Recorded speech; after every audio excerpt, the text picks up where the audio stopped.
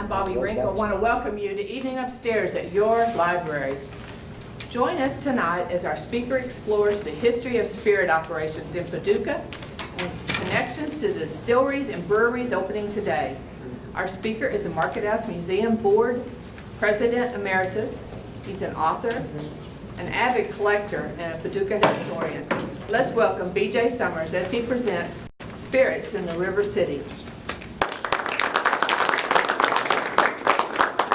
Thank you all. Last time I did this, you called me a rabbit collector, so I must be coming up in the world a little bit. Breweries.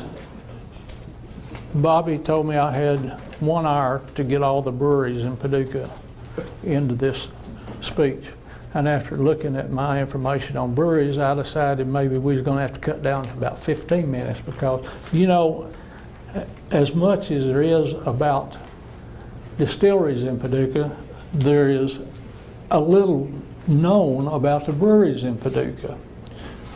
But first, I'm going to start with a question. How many of you here, and Eddie, I'll leave you out of this, how many of you here were around whenever the Paducah Brewery was bottling beer before 1919? Let me see your hands.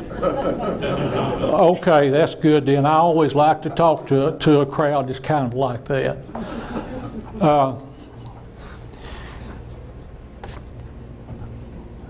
Bill O'Reilly, and I'm not trying to be a big fan of his or anything, but he made a statement that I thought was pretty good. He said, history is made when an event happens. Afterwards, whenever people start writing about it and talking about it, sometimes they weren't even there for that event. You come up with legends and lies. So tonight, as far as I can tell, everything that I'm going to give you is either a legend or the truth. And some of you may look up here and say, well, that line, you know, but that's just the way it is on these breweries.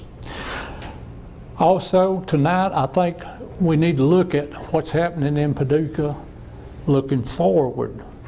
Most of what I talk about is past history. It's even older than this man sitting up here in the front row. We have got the Dry Ground Brewing Company, which has opened a brewery over in the old Coca-Cola building. I went in there the other day looking around to see what they had. If you drink beer and you want to look at a nice looking place, go over there. They got a fantastic table made out of a single piece of wood that they had shipped in here, and a local person made it. At least that's the story they gave me. But it is fantastic looking. You really ought to see that thing. It's amazing. And it's a nice setup. You can sit there and watch the big stainless steel barrels doing whatever it is that they're doing. So that's a nice place. Next new place is Paducah Beer Works. And I have not been in that place. Everybody tells me it's at the old bus station. Well, my daddy worked for WKYB when I was a little bitty kid. And what I remember as the old bus station used to sit on the corner of 5th and Kentucky Avenue, because the place where the radio station was in an old house right next to it. So I look at that as the new bus station. And but they've got a place in there, and it's my understanding that they're serving sandwiches and that they've got tables out underneath the canopies out back and everything, which would be a great place, you know, this summer to go and sit and have a cold and a sandwich. And then last but not least, we've got the Moonshine Company. And this is not the one that blew all the pieces up there at Hardin. This is the one that's down there in the old Rose Burford's Exchange building. And I've been through there a couple of times. I've got a sister-in-law and her husband that every time they come to town, they want me to take them down there to the Moonshine place. So we go down there, and Miss Denise has been nice enough to allow some Possum Trot Hick and some of the relatives to come through there. If you've never been down there, you ought to go, because it's not only do they make moonshine back in there and you can watch it, I suppose you can still watch it through the glass, but also the place has got a lot of artifacts in it. You could just about halfway call it a moonshine company / museum. So if you're down that way and got some time, stop there at the 400 block of Jefferson. And it's well worth your time. We'll get started tonight on breweries, because, folks, that's where I had a real stumbling match on this one. John G. Fisher, as near as I can tell, was the first person to bring brewing to Paducah. Now, a lot of people that you talk to automatically connect Mr. Fisher to Eureka Brewery. And I have got some information that connects Eureka Brewery to another couple of men. I've also got Mr. Fisher in the baking business, and he also ran a large supply house for a while. But he was born in Germany, like a lot of the people that showed up in Paducah was.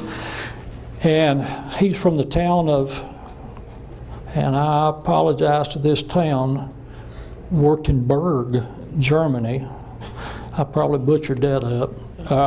Anyhow, he was here for about 25 years before he started into the actual business of making beer. And we can safely assume that he did own the Eureka Brewery at one time. And it was located at the corner of Broadway and Poplar. Now, whenever the government decided to give us something free, free mail delivery into Paducah, they had to get everything lined up where people knew what it was. So Poplar Street became 7th Street. And that was about 1896, 97, somewhere right along in there. Mr. Fisher, I don't know whether he actually ran for mayor or whether somebody went by and said, you need to be the mayor of Paducah. He had already served on the first Paducah City Commission after the city was chartered in 1853, I believe that was. He ran for the mayor in 1863, which was a hectic time for Paducah and for the country. The mayor's terms were 2 years. In 1865, they talked him into running for another term, which he did and was elected. And at this point right here, I'll tell you that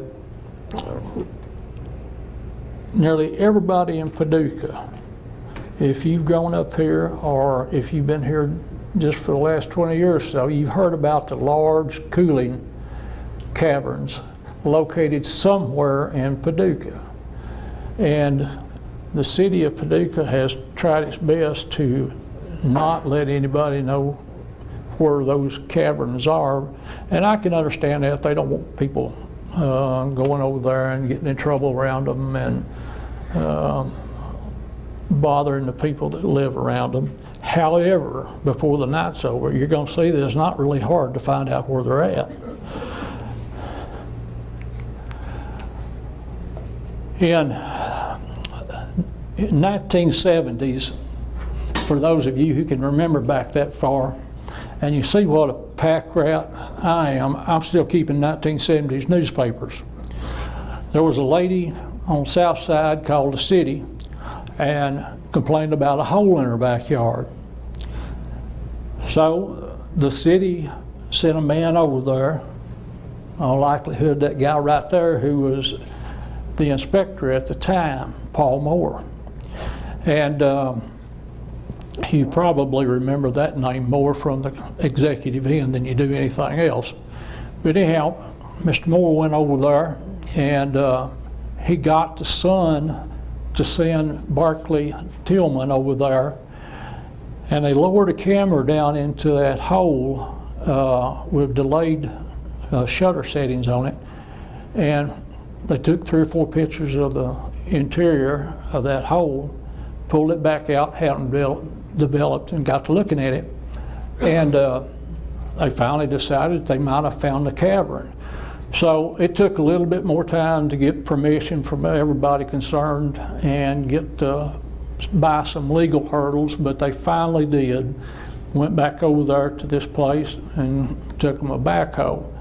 Now, I don't know whether it says something about the Paducah firemen or not, surely not, but they had to make the hole big enough to get a couple of firemen down into. The firemen went into it, looked around, and the next thing you know, you got one of the now commissioners of the county, who was then working for the paper, down in there sliding around looking, see what was in there, and another individual.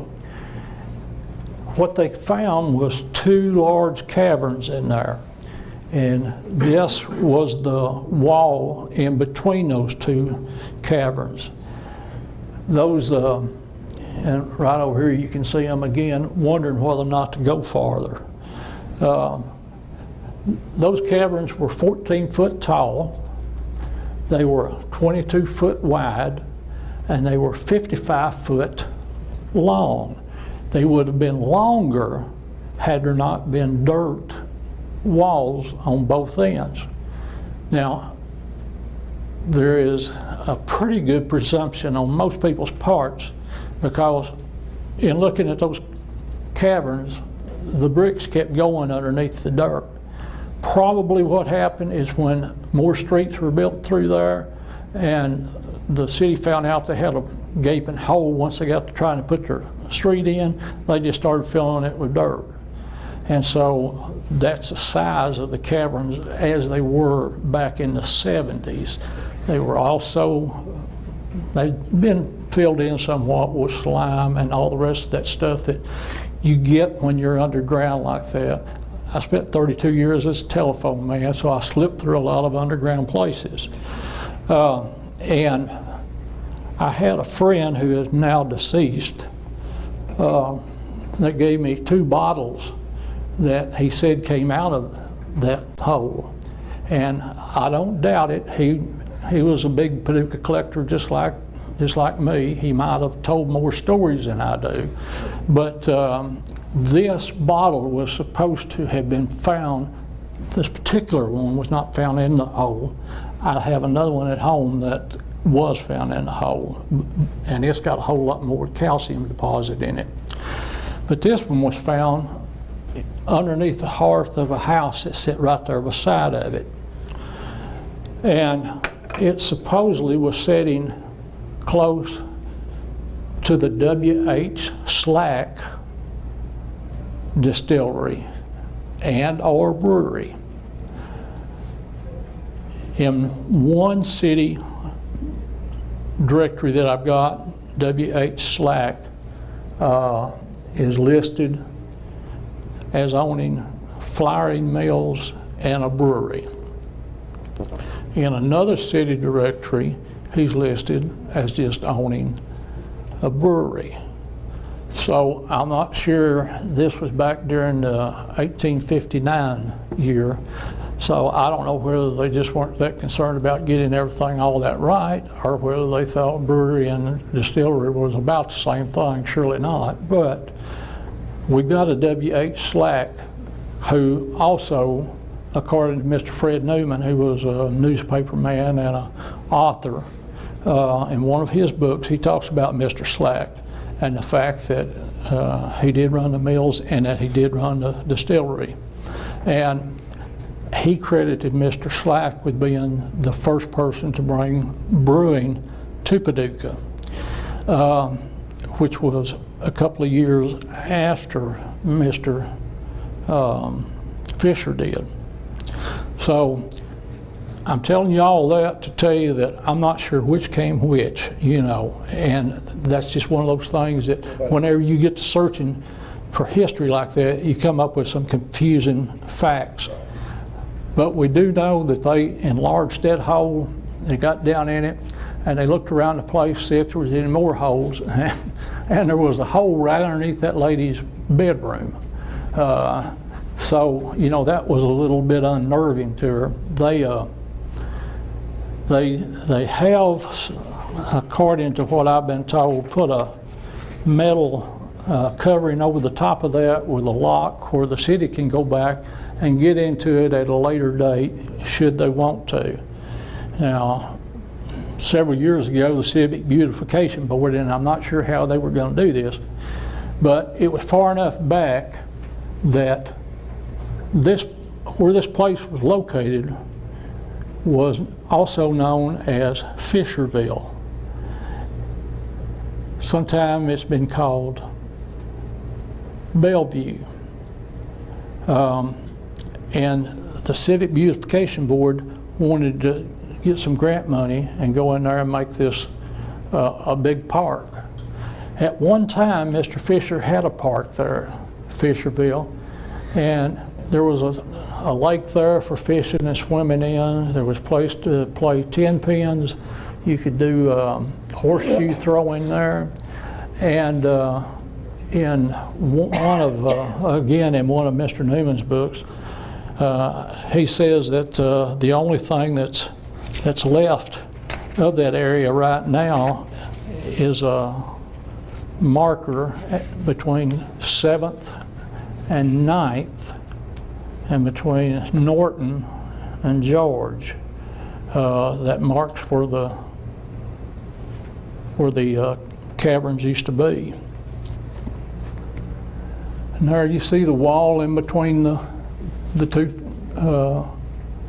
rooms, and there you see how that was done. Now, can you imagine back when these were built, and we're talking about before 1900, moving all of that dirt?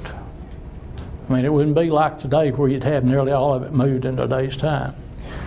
Okay, here's the theory that I get.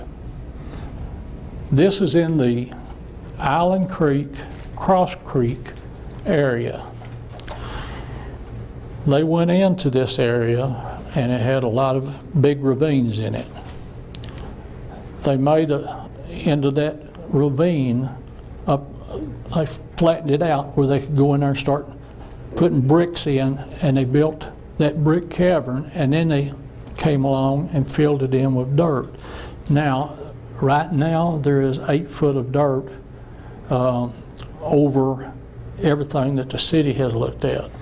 So, you know, you're talking about 8 foot and 14 foot height, so you're down at least 22 foot to get down to the bottom, and probably you got another 2 to 3 foot on top of that. So you're down quite a ways, and you know, it wouldn't be hard to imagine having a ravine and then covering it up like that. The Eureka Brewery evidently survived after Mr. Fisher severed his connections with them. And if any of you see Commissioner Bartleman, you can tell him you saw him, his best side. I don't mean that, I'm just kidding. Saw him in the mud right there. And there is that bottle. That is not a beer bottle, it's an ale bottle. Mr. Fisher's son is the one who, whenever people look at that big house on 9th and Jefferson, they all assumed that the original Mr. Fisher built it. But Mr. Fisher died in 1897 when he was 80 years old. The day before he died, he'd been on a ladder doing some maintenance on his house, and he fell, hit his head, but he got up. Everything seemed to be all right, and he just failed to get up the next morning, which is not that bad of a way, but you know, he was a fairly frisky man for his age there. Frank M. Fisher, his son, one of his sons, was the Paducah postmaster for a while. And we know that he also was the president of the Ohio Valley Fire and Marine Insurance Company, which he started. And if I hadn't been so lazy, I'd have brought a sign down. That's fantastic. He made one out of brass and copper that I've got at home. It's a great looking sign.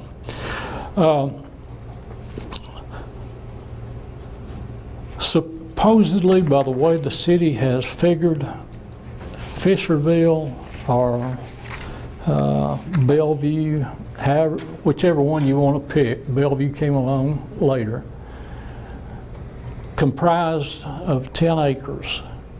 So at that time, of course, the streets didn't get out quite that far, but at that time there was a big park in that area. We oftentimes think of Wallace Park as being the really big attraction, and Wallace Park was, but you know, if you lived on this end, why, you probably went to Fisher. And supposedly, I don't know who counted this, but on the 4th of July every year, they would have over 6,000 people gather around Fisherville for all the fireworks that took place over there, and probably for some of the beer also.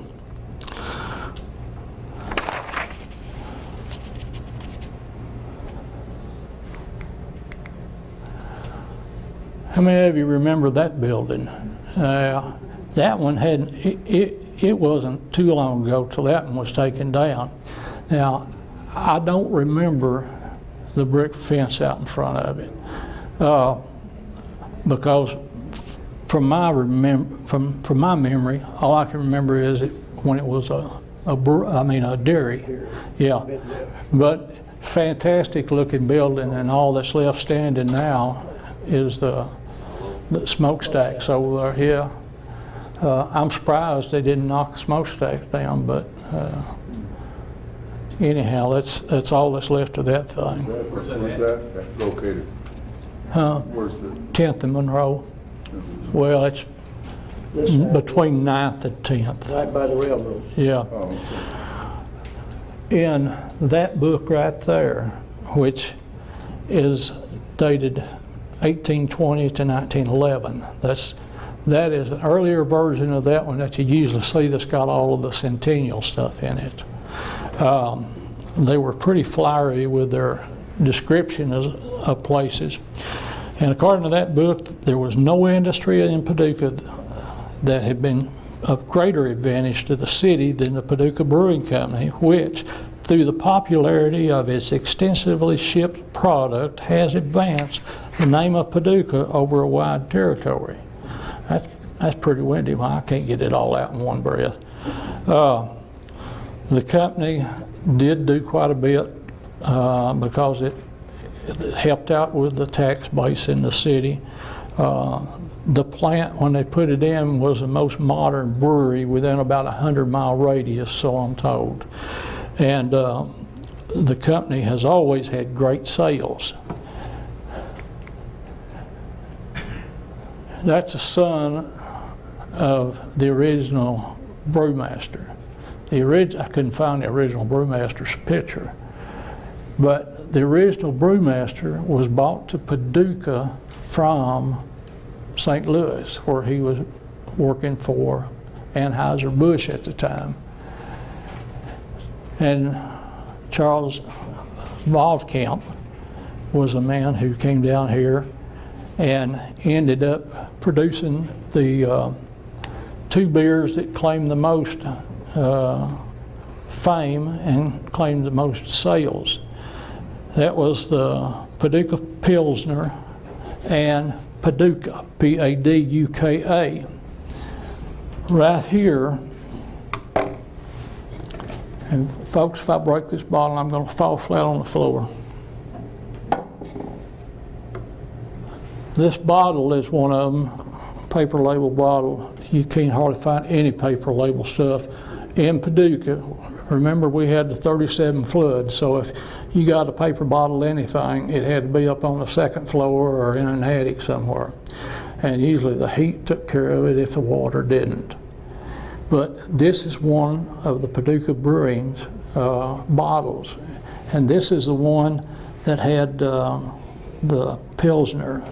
They also had a, like I said, a Paducah, P-A-D-U-K-A. Now,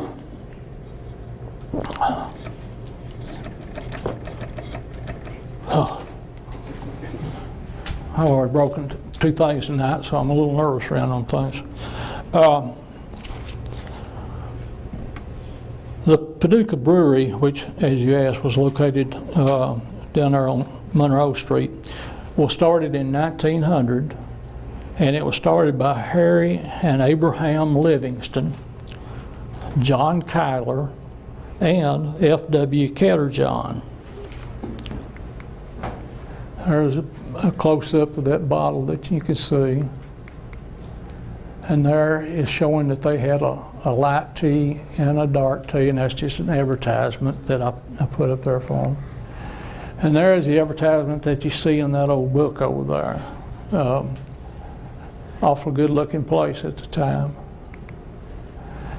Now, I didn't know of any way to put this book out to where it could be seen, so we did make a scan of it. And I hope if you're of the religion that I'm about to talk about, you'll forgive me. But, and I'll pronounce it wrong, I'll assure you. This small book that I found several years ago is a pocket catechism, I believe is, I'm trying to pronounce it and get close. And it was published for and by St. Joseph and St. Jerome in Fancy Farm and in Mayfield. And as you see, it tells you that the church allows your doctors everywhere to, to enjoy the Pilsner beer from the Paducah Brewing Company. So they had pretty good recommendations. And while we're talking about people that were on the board, have all of you that have been here, I suppose for a good while, have looked down occasionally around the sidewalks before the city went in and put the wheelchair walks in there. They would have a stamp, which by the way, I've got one of them at home, it's a neat thing, but they would stamp the concrete while it was still wet. They'd put a bunch of grease and stuff on it where it'd come back out slick. Got F.W. Ketterjohn on it. That's F.W. Ketterjohn. He was also on the board that founded the Paducah Brewing Company. His trade was that of a contractor, and he got to, no surprise I don't guess, but he got the job of building that place. So he did pretty good there. He managed to start a brewery and also build a great big building. As Prohibition came in 1919, you had some forward-looking people, and they didn't immediately want to tear the building down, and present you with a grass spot. So they all got to thinking, what can we do with this plant? Well, they did probably the thing that was the best for them. They had all the stuff that they needed to bottle, so they just started bottling milk. And they started buying from all the farmers that were around this area. They'd take their cans down there and they'd put the milk in the bottles and deliver it for them. So it was a pretty forward-looking bunch back then. Another guy that we don't hear too much about in reference to breweries is A.G. Buddy. A.G. Buddy was a businessman. He didn't try to brew that beer, but he would get beer in from St. Louis, usually Cook's beer, and he would bottle it in his bottles and then sell it in the territory that he took care of. And this is not a true beer bottle, but you know, I'll tell you, a few years ago, I got several calls from people wanting to know, and I guess there must have been a run on gas pumps at the time because I put out several books on gas and oil collectibles, and I was getting calls on how far up do you put the decals on a Wayne 60 pump for Gulf. And these people were redoing old gas pumps, and they had decals, and they want to know how far up to put them. I said, you're overthinking this. It went up just as far as the guy who was servicing that place, who was a serviceman, wanted to stick it at the time. You know, if he took a stool out there and sat down, it would be down a little bit further. Mr. Buddy was just about the same type of a businessman. If he had an excess of beer and he needed to put it in a bottle, it'd end up going in one of these. And I have seen places where beer has been bottled in these. You don't see it very often because most of the time this is one of those flavored drink bottles, either like cherry or grape or something like that. But it would wind up going in that. So Mr. Buddy there with his Sam Elliott mustache, boy, that's pretty good, was bottling beer also. And there was never, ever a place in Paducah that you couldn't wet your whistle if you didn't want to, because there were saloons in the back of almost every grocery store in Paducah. There were saloons up and down Broadway on Kentucky Avenue. There was Detzel's Saloon and Restaurant at 113 North 4th Street was one of the more elegant places, along with a later comer who was Mr. S.B. Gott. We'll talk about him in a little bit. And with that, we will get off of Mr. Buddy. There's his multi-side bottle. We're going to go into Loeb and Bloom. Loeb and Bloom were early distillers in Paducah. It was established in 1854 by the German immigrant Reuben Loeb, and in 1863 he added a partner who was Moses Bloom. Both of those guys were born in Germany. Both of them immigrated. Usually they'd end up in New York, and there was a bunch of them in New York at the time, so they'd just keep coming down the river until they hit a favorable stopping point. Both of these guys, Loeb and Bloom, were exceptional businessmen. And right here you see the Florida taxi cab, or the Florida automobile, and you have a salesman, and this is an advance postcard.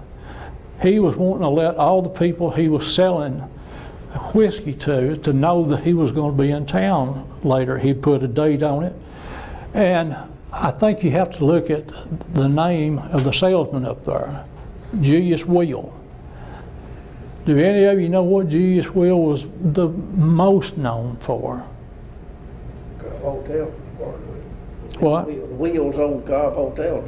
They did that, but this particular wheel was known for something else. What'd you say, Eddie? Well, no, but okay. He, during the 1894 exposition, was a candy maker. He won first prize of all the countries that had entered that thing. And he was located in Paducah. And for a long time, he was big in selling fancy groceries and candy. So he was a big confectionery. But at the time, he was also part of that family. So he was out selling whiskey for them. And right there you see the partners as they are sitting at a table telling you, whoa, hold on just a minute, hold the fort, we're coming. And that is another advance postcard. That's to let their dealers know that they're going to come, they're going to be there, they're going to take orders for more whiskey.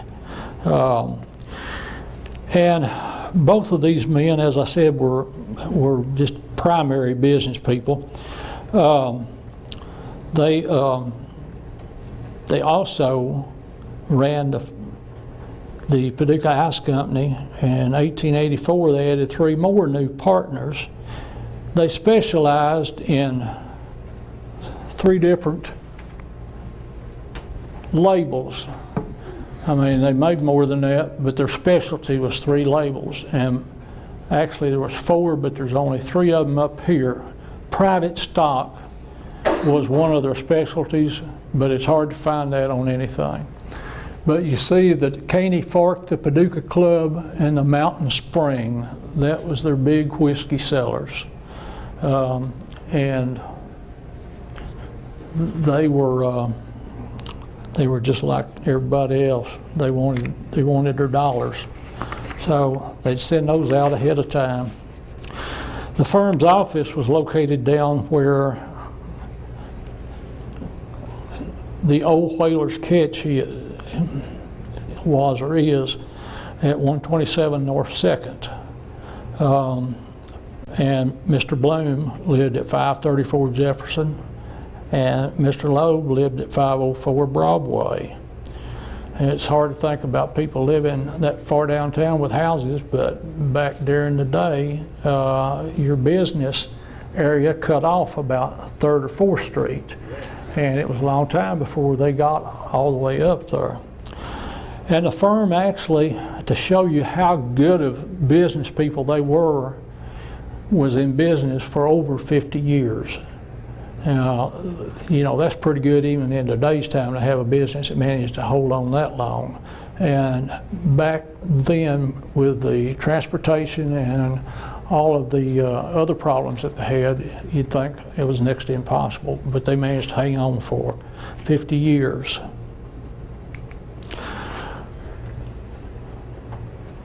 Three big Paducah families: Bernheim, Dreyfus, and Wheel. Isaac Bernheim, now that's a later picture of Mr. Bernheim. He was about as old as this guy over here in the yellow shirt at that time. He came to America in 1865. His brother, along with Solomon and Samuel, arrived in Paducah shortly after 1865. And Isaac originally was working in New York City. And like I said before, there was a lot of them looking for work up there. He got a job, everything was going smooth, and the company went bankrupt, so he was once more without a job. And as a person who had just showed up in the United States, and you know that your English is not as good as it should be, what do? So he set off across the United States as a peddler. As a tinker, he'd travel and take orders and send stuff back. And part of the time, he didn't take orders. He carried everything that he needed, and he'd sell it right off of the wagon.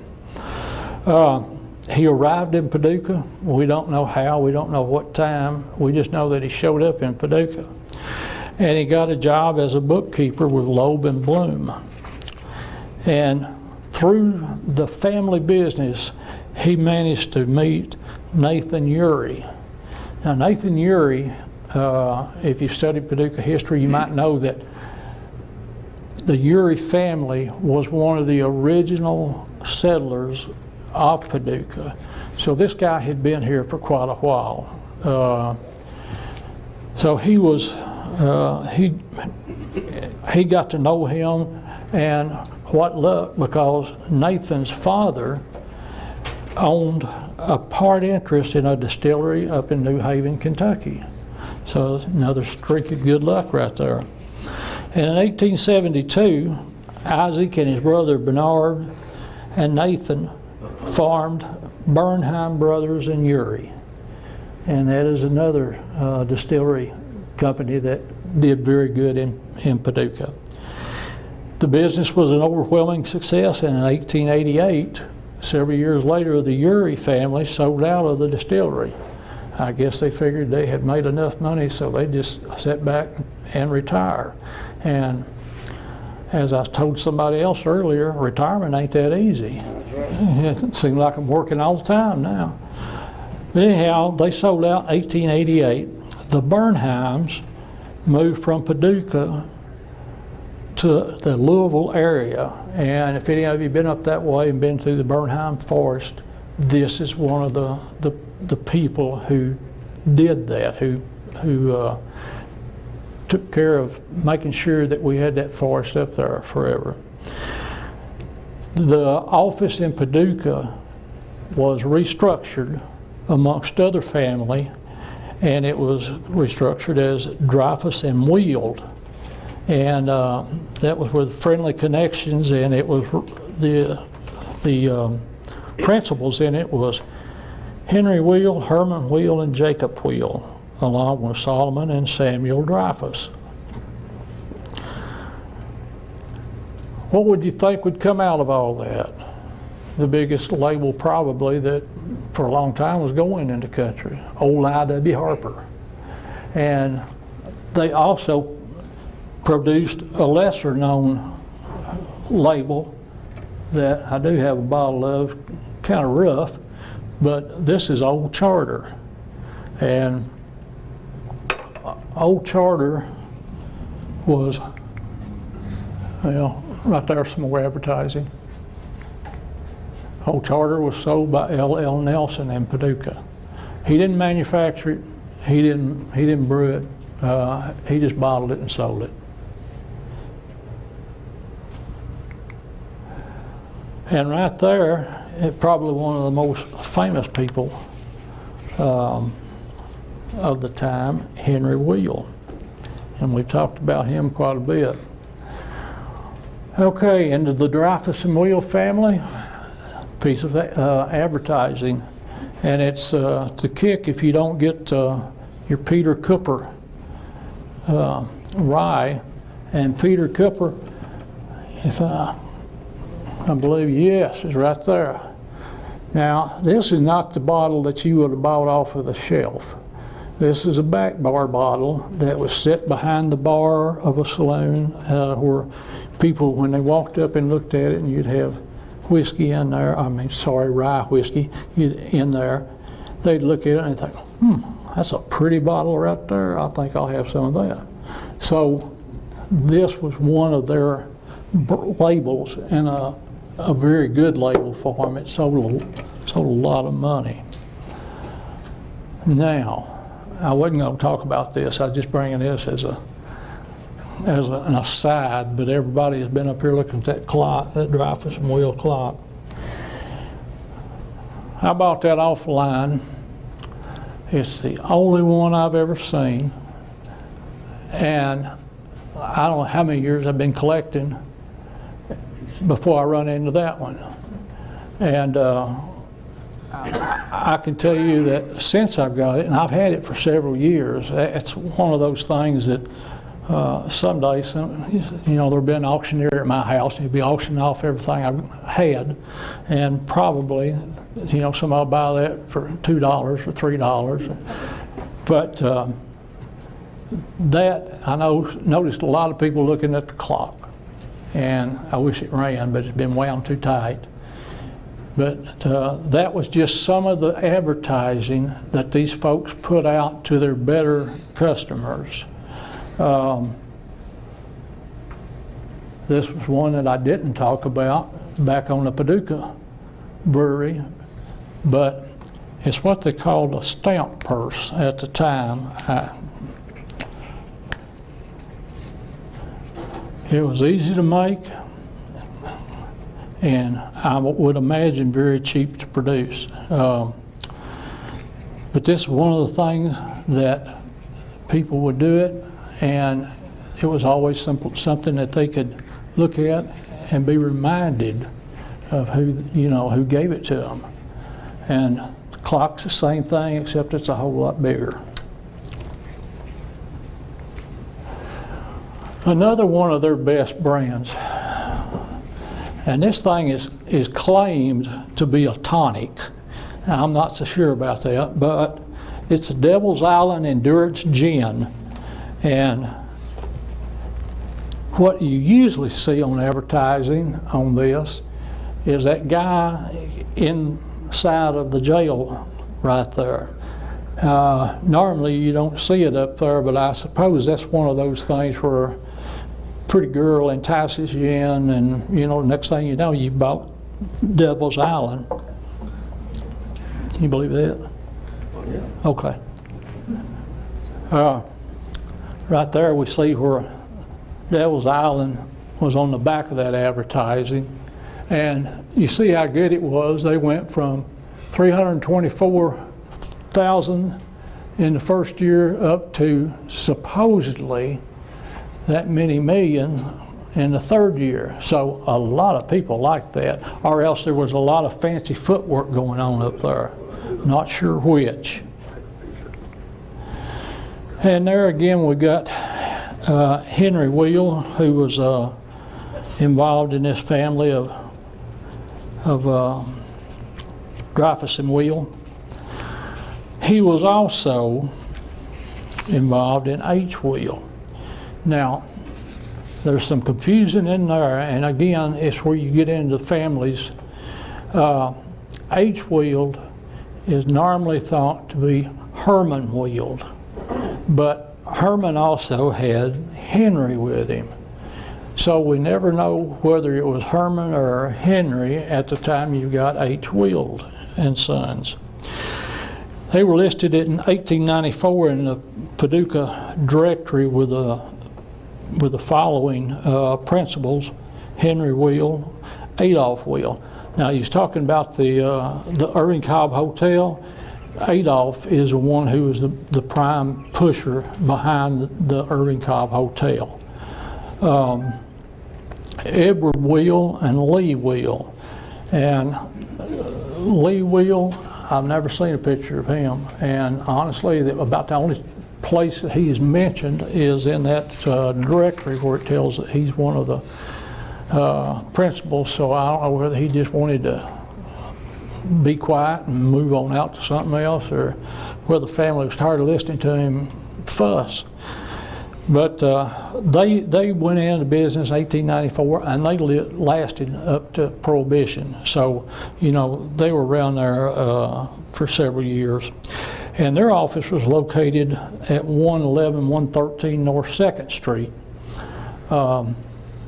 This was probably the Three Rivers Sour Mash was probably their most. There's Jacob. And there's advertising of their price list on Three Rivers. Sour Mash, you reckon I'd take the paint off of a car? I bet it would.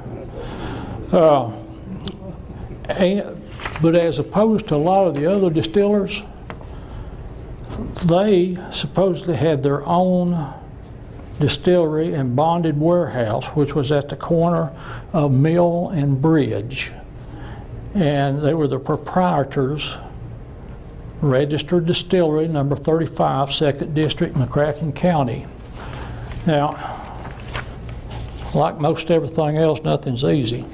Mill Street, if I've got all my maps turned correctly, used to run from Meyer Street to Bridge Street, and the distillery was out at the end of that.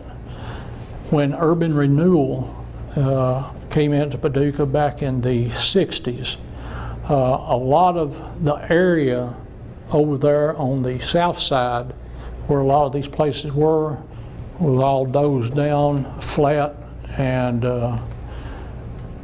they put grass in the ground, and that was about all. But anyhow, they sold their Three Rivers very good. Sold it for 4 quarts for $3.75.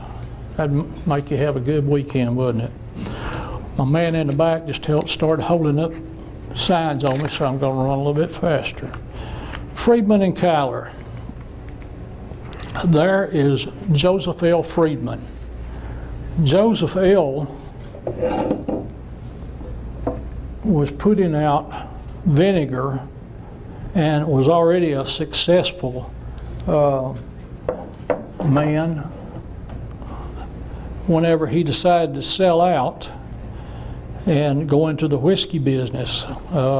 He was the son of Leopold Friedman and Ludi Wield Friedman, so there's another wheel involved in the family process. He sold the business in 1890 to that guy, Mr. O.L. Gregory. And I don't remember whether I brought an O.L. piece with me or not, but right here. Okay. After Mr. Friedman sold out, Mr. O.L. Gregory started doing the vinegar. This is a salesman's sample. It had a little cork in there. He was taking it around, left it for all his better people. And, you know, vinegar back then was not the vinegar that you get now. Vinegar back then pretty well stands you on your ear, but it was used to put on some of the meat that you had to buy in the restaurants because they didn't have all the modern refrigeration like you do now. And so you had to put vinegar on your steak to take that rancid taste out of it. That's why a lot of people died of gastric distress, I suppose. Anyhow, Friedman and Kyler did a superior business. Their most famous brand probably was Brook Hill. And Brook Hill was the brand that no matter where you went, people knew it all the way from here to California. I've got some California bottles at home that's got that Brook Hill label on it. Plus you got to remember that these people, as I said before, were business people. And after they'd had a successful run on one brand label, if they saw that it was beginning to go down, they might sell it to another distiller for him to pick up that label. So the Brook Hill was the most famous label they had. One other thing I want to show you over here. Whenever your bartender started taking care of washing out the dishes and everything else,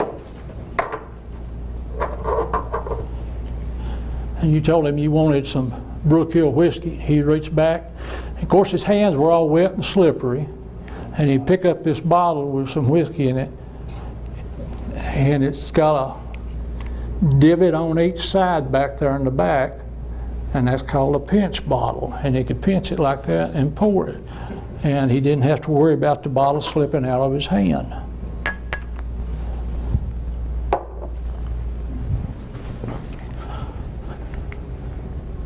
There is John Kyler. John Kyler came to Paducah from New York. He went in business, as I said, with Joseph L. Friedman. Joseph L. Friedman married Miss Elizabeth Kyler, his sister.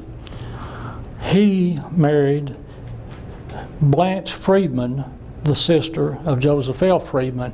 I'm getting there. I'm going to talk about one more real quick. S.B. Gott. He was probably one of the most famous people in the Paducah area, and he is known probably because of this feature right here. His picture is on his jug. Now, it's not on all of them, but it's on most of them that he put out. And that's what S.B. looked like. Kind of a rough looking guy, but he was running a rough business. He ran until Prohibition was just about to take over. Then he sold out to Heine and Tyler. He was elected jailer. So probably some of his patrons he already knew when he got over to the jail.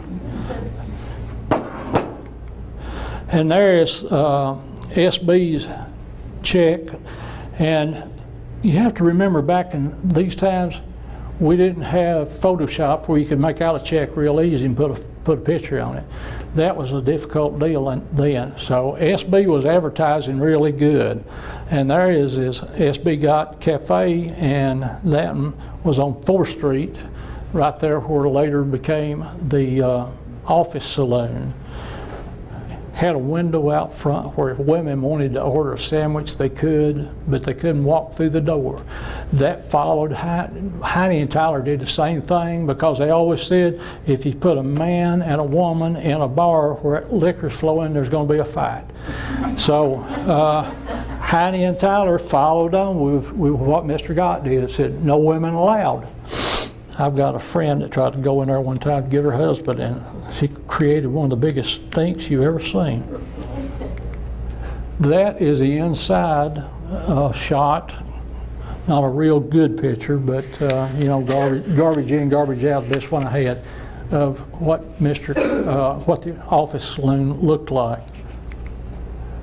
And there's Mr. R.G. Terrell.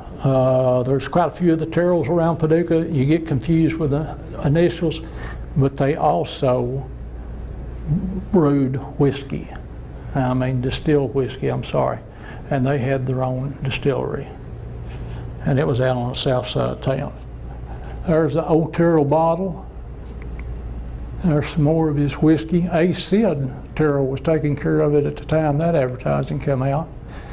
There's another big distiller of Paducah, George Goodman. George probably made more money off of, or he made a lot of money off of whiskey. All he sold was wholesale whiskey. Didn't have to deal with the people coming into your establishment that way. O.W.L. Stone was one of his brands. His most famous brand was the Sign of the Red Rock. There is I. Young. And right there is I. Young's location. Now, he is primarily known for soda, flavored soda, water, but he happened to have a siding right in back of his warehouse.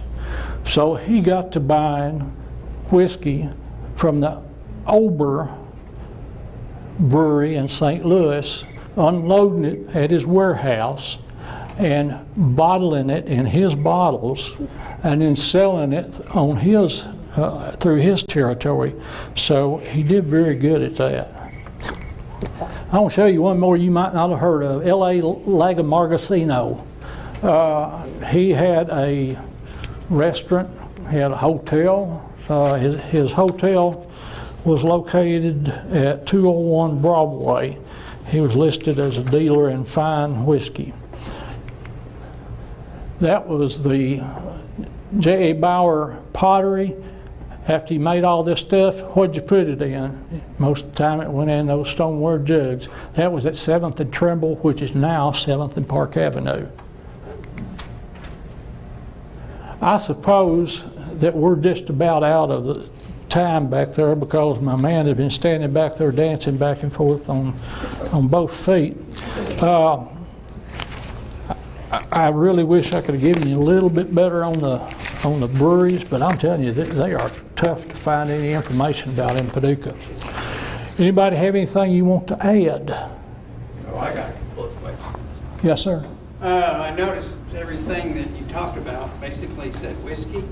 So was there bourbon, Kentucky bourbon made in Paducah? Or was that a different time frame?